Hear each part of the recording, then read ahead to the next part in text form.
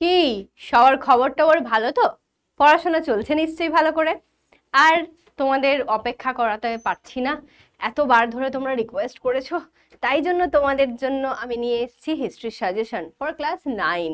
Class 10 তো দেওয়া হয়েই গেছে, আর সেই দেখে 9 গুলো ছুটোছুটি করছে, লাফালাফি করছে, ঝটাপটি করছে যে ম্যাম কি হচ্ছে রাগি, শুধু ক্লাস 10-এর জন্য, আমাদের জন্য ভাববেন না। তাই জন্য নিয়ে চলে এসেছি তোমাদের জন্য সাজেশনস। হ্যাঁ, কিন্তু সাজেশন মিনস যে কিছু কিছু ইম্পর্টেন্ট টপিকস। তো চলো দেখে নেওয়া যাক কি কি টপিকস দিয়েছি আমাদের এই চ্যাপ্টারগুলো থেকে। তো ফার্স্ট চ্যাপ্টার ছিল, মানে পরীক্ষার জন্য ফার্স্ট চ্যাপ্টার, ঊনবিংশ শতকের ইউরোপ, রাজতান্ত্রিক ও জাতীয়তাবাদী ভাবধারার সংঘাত। এখান থেকে 4 মার্কস এবং 8 মার্কস দুটোই আমি দিয়েছি। 4 মার্কসের টিকা দিয়েছি, দেখো, রিসর্জিমেন্টো, ইয়ং ইটালি দল, কার্বোনারি আন্দোলন। দেন দিয়েছি জুলাই বিপ্লবের কারণ উল্লেখ করো, ইতালির ঐক্য আন্দোলনে গ্যারিবল্ডির ভূমিকা আলোচনা করো, এটা তো ভীষণ ইম্পর্টেন্ট। বলকান জাতীয়তাবাদের উদ্ভবের কারণ কি ছিল, ক্রিমিয়ার যুদ্ধের গুরুত্ব আলোচনা করো। আর বিসমার্কের রক্ত ও লৌহ নীতি বলতে কি বোঝো। এই দুটোতে আমি স্টার দিয়ে রাখলাম, বাট সবগুলোই ইম্পর্টেন্ট অবশ্যই, না হলে আর আনবো কেন। তো এই গোটা চ্যাপ্টার থেকে 4 মার্কসের জন্য জাস্ট 6টা আমি টপিক দিয়েছি। 6টা অ্যাকচুয়ালি নয়, হিসেব অনুযায়ী টিকাগুলো দেখলে আরো দুটো এক্সট্রা, তো 8টা টপিক। তো আশা করছি এটুকু তো করতেই হবে, এটা হিস্ট্রি, এটা বেঙ্গলি নয় যে ম্যাম 3টে 4টে করে দিলাম আর হয়ে গেল সব। কারণ আমাদের বিষয়বস্তু একই টাইপের থাকে, আমাদেরকে ওই 2-3টে পড়লেই আমরা এদিক ওদিক করে লিখে আসতে পারি ম্যাম। কিন্তু হিস্ট্রিতে সেটা হবে না। তুমি যদি রক্তলৌহ নীতি পড়ে যাও আর তোমার যদি আসে ইয়ং ইটালি দলের টিকা, তুমি নিশ্চয়ই পারবে না সেটা লিখতে, দুটো সম্পূর্ণ আলাদা জিনিস। তো সেই রকমই ব্যাপার হচ্ছে যে সেই জন্য আমাদেরকে একটু বেশি দেখতে হয়, হিস্ট্রিতে একটু বেশি পড়তে হয় আর কি। তো এই 6টা আমি দিয়ে দিলাম 4 মার্কসের জন্য।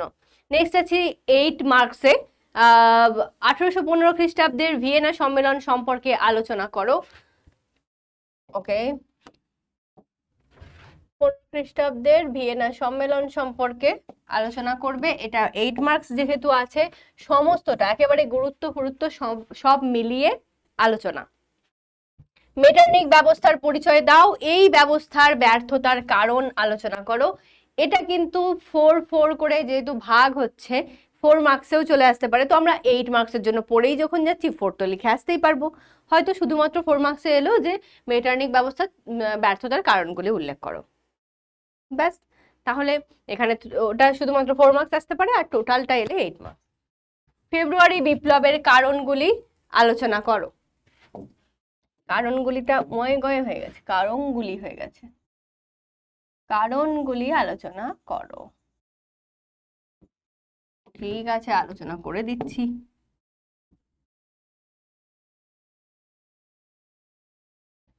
ঠিক। নেক্সট আছে রাশিয়ার ভূমিদাস প্রথা। রাশিয়ার ভূমিদাস প্রথার অবসানের কারণ আলোচনা করো। আর দ্বিতীয় আলেকজান্ডারকে মুক্তিদাতা জার কেন বলা হয়, অবশ্যই ইম্পর্টেন্ট একটা কোয়েশ্চেন, এটাও পড়ে যাবে, ভালো করে দেখে যাবে। তাহলে এই চ্যাপ্টার থেকে আমি দিলাম 4টে মাত্র বড় প্রশ্ন 8 নম্বরের জন্য। নেক্সট আসছি শিল্প বিপ্লব, উপনিবেশবাদ ও সাম্রাজ্যবাদ। এখান থেকে 4 মার্কসের যেটা আছে, শিল্প বিপ্লবের রাজনৈতিক অর্থনৈতিক প্রভাব। এটা দেখো স্ল্যাশ দেওয়া আছে, যেহেতু 4 মার্কস তাই জন্য শুধুমাত্র রাজনৈতিক প্রভাব আসতে পারে, শুধুমাত্র অর্থনৈতিক প্রভাব আসতে পারে। ঠিক আছে, টোটালটা তো দেবে না, টোটাল দিয়ে দিলে 8 মার্কস হয়ে যাচ্ছে। তো শিল্প বিপ্লবের রাজনৈতিক স্ল্যাশ অর্থনৈতিক প্রভাব আলোচনা করো। বেশ, তাহলে যে কোনো একটা আলোচনা করলেই হয়ে যাবে।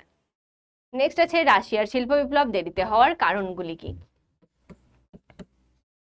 শিল্প বিপ্লবের ফলাফল, দেখো শিল্প বিপ্লব থেকে কিছু না কিছু একটা আসে, তো সেই হিসেবে শিল্প বিপ্লবের 3টে আমি দিয়েছি, যে শিল্প বিপ্লবের রাজনৈতিক স্ল্যাশ অর্থনৈতিক যে কোনো একটা আসবে। রাশিয়ার শিল্প বিপ্লব দেরিতে হওয়ার কারণ সেটা আসতে পারে, শিল্প বিপ্লবের ফলাফল আসতে পারে, 3টে দিলাম। আর আছে কি ত্রিশক্তি চুক্তি ও ত্রিশক্তি আঁতাত কিভাবে গঠিত হয়েছিল। আর দিয়েছি টিকা লেখো, টিকার মধ্যে আছে ফ্যাক্টরি প্রথা, সেরাজেভো হত্যাকাণ্ড। সেরাজেভো হত্যাকাণ্ড, ফ্যাক্টরি প্রথা, এগুলো তো আমি বোধহয় বারবার বলেছি, ক্লাসেতেও দিয়েছি, ডিপিপিস দিয়েছি, পরীক্ষাতেও দিয়েছিলাম বোধহয় সেরাজেভোটা। তো যাই হোক, এটা ইম্পর্টেন্ট, তো সেই হিসেবে আমি 5টা দিয়ে দিলাম 4 মার্কসের জন্য। নেক্সট যাই 8-এর উদ্দেশ্যে। প্রথম প্রশ্ন, নব সাম্রাজ্যবাদ বলতে কি বোঝো? 1870 খ্রিস্টাব্দের পর সাম্রাজ্য বিস্তারের মূলে ইউরোপীয় শক্তিবর্গের রাজনৈতিক ও অর্থনৈতিক উদ্দেশ্য কি ছিল? বেশ।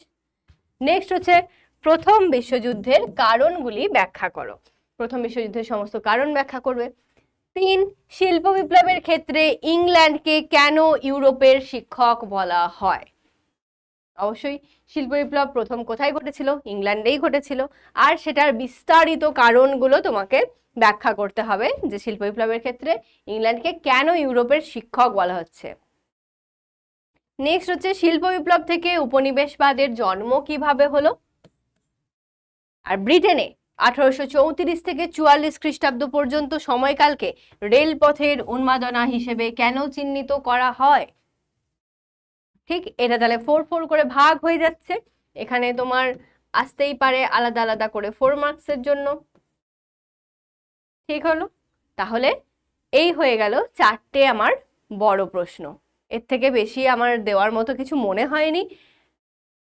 তাই বলে কি আসবে না ম্যাম? আপনি যেটা দিয়েছেন সেটা কি আমাদের টিচাররা পছন্দ করবেন? স্কুল টিচাররা নাও করতে পারেন, স্কুলের টিচারদের অন্য কোনো কোয়েশ্চেন পছন্দ হতে পারে। 8-এর জন্য হয়তো এখান থেকে কিছু এলোই না। এই যে 4 এবং 8 যেগুলো দিয়েছি সেখান থেকে মিলে হয়তো এখান থেকে কাট করে কোনো একটা 4 মার্কসের জন্য তোমাদের দেওয়া হলো। 8 হয়তো এই চ্যাপ্টার থেকেই এলো না, এলো অন্য একটা চ্যাপ্টার থেকে। আসতেই তো পারে, কিন্তু আমাদের চ্যাপ্টার ওয়াইজ যেহেতু দেখে যেতে হবে, তাই জন্য ইম্পর্টেন্ট টপিকস হিসেবে এই 4টেকে আমি দিয়ে রাখলাম। নেক্সট যেটা, সেটা হচ্ছে 20 শতকে ইউরোপ, আমাদের লাস্ট চ্যাপ্টার। আর কোনো কিছু কারণ নেই, কিছু ভাবার দরকার নেই, এই লাস্ট চ্যাপ্টারটুকু করে গেলেই হয়ে যাবে। কিন্তু লাস্ট চ্যাপ্টারে কিন্তু আমাদের একটু বেশি কোয়েশ্চেন থাকে। আমি তো ভাবছিলাম কোনটা দেবো কোনটা দেবো না, এটাও ইম্পর্টেন্ট ওটাও ইম্পর্টেন্ট, কোনটা দেওয়া যায়। তো বেশ কিছু, এগুলো ছাড়াও না বেশ কিছু 4 মার্কসের জন্য ইম্পর্টেন্ট টপিকস আছে। বাট এতই যদি দিয়ে দিই তাহলে বলবে যে ম্যাম সবই তো দিয়ে দিলেন, সাজেশন আর কি হলো। সেই জন্যই আর কি 5টা মোটামুটি বেশি ইম্পর্টেন্ট হিসেবে আমি নিয়ে এসেছি। 1 নম্বর হচ্ছে ভাইমার প্রজাতন্ত্র কি? ভাইমার প্রজাতন্ত্র তোমাদেরকে পড়তে হবে, লিখতে হবে। উগ্র জাতীয়তাবাদী প্রচারের ক্ষেত্রে ভার্সাই সন্ধির ভূমিকা অবশ্যই ইম্পর্টেন্ট। উগ্র জাতীয়তাবাদ তো তোমাদেরকে মানে 4 কিংবা 8-এর জন্য দেখতেই হবে, পড়তেই হবে। 1929 খ্রিস্টাব্দে মহামন্দা ইউরোপকে কিভাবে প্রভাবিত করেছিল? 1929-এর মহামন্দা, যেটা সম্ভবত 32 অব্দি চলেছিল, সেই সময়ের এই মহামন্দা ইউরোপকে কিভাবে প্রভাবিত করেছিল? লেনিনের এপ্রিল থিসিসের মূল বক্তব্য কি ছিল? এটা তো শর্ট কোয়েশ্চেনেও করিয়েছি, বড় প্রশ্নেও করাবো, মানে করিয়েছি, করাবো নয়, করানো হয়ে গেছে। তো এপ্রিল থিসিসের মূল বক্তব্য এটা তো দেখতেই হবে। নেক্সট হচ্ছে উড্রো উইলসনের 14 দফা নীতি বা 14 দফা শর্ত।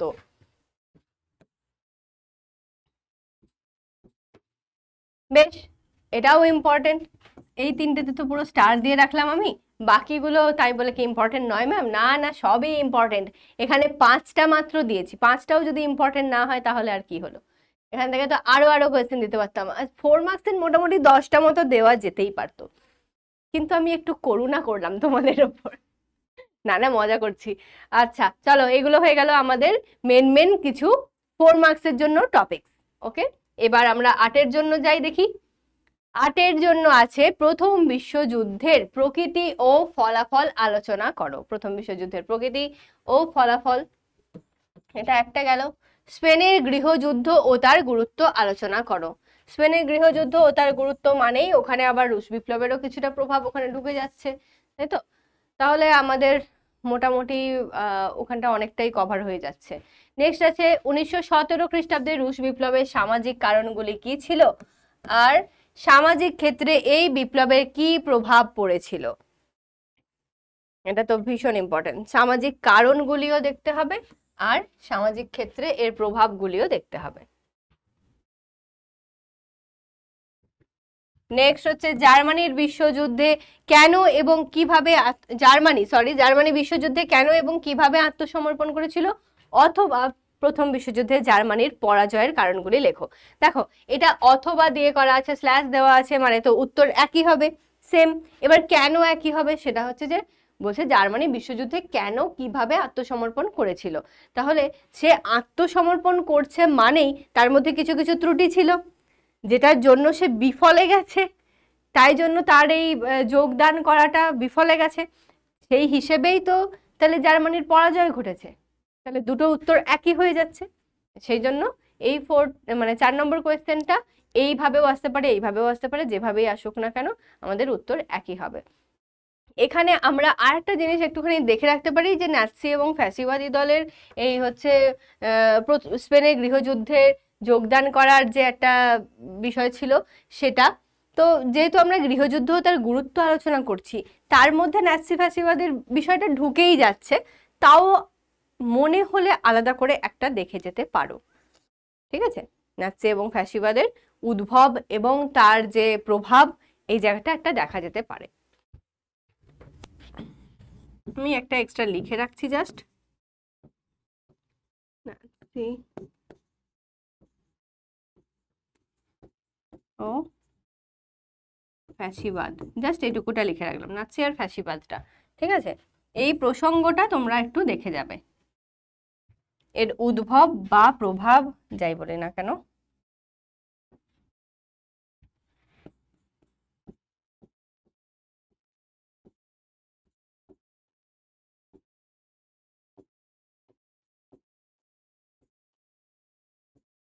প্রশ্ন কিভাবে আসবে, কোথা থেকে ঘুরিয়ে দেবে, কি কি দেবে সেটা তো বলা মুশকিল, কিন্তু আমরা প্রসঙ্গটা যদি পড়ে যেতে পারি তাহলে আমাদের আর কোনো সমস্যা নেই।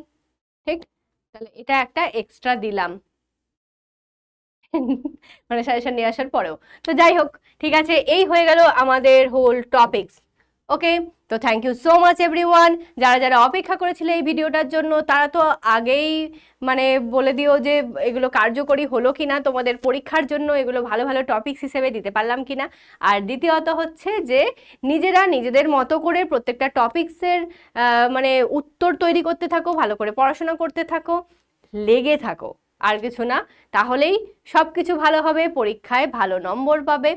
তো আমার তরফ থেকে অনেক অনেক শুভকামনা তোমাদের পরীক্ষার জন্য, ভালো হোক সব কিছু। আজকের জন্য বাই বাই এভরিওয়ান।